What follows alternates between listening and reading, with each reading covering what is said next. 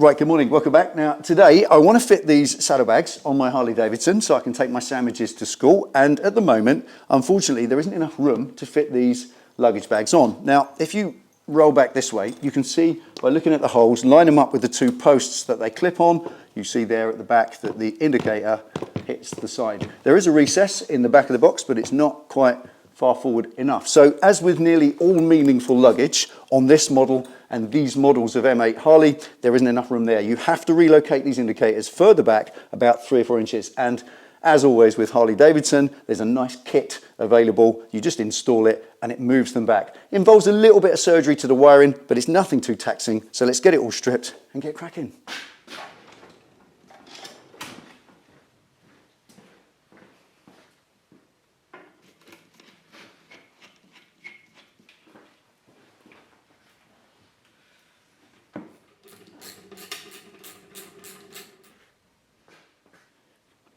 Right, now thankfully the factory have adopted a modular construction method for this back end, unlike in the past when it was a right old bun fight to get indicators off and change them up under the mudguard with tools, trying to undo things, taking the wheel out sometimes to get access. Don't need to do that anymore. It's so easy. You just take out the 4 bolts at the front of the struts here that hold the struts and everything else to the main frame loop, undo the 3 wiring plugs, lift it off and put it over there on the bench and deal with it without all the usual drama.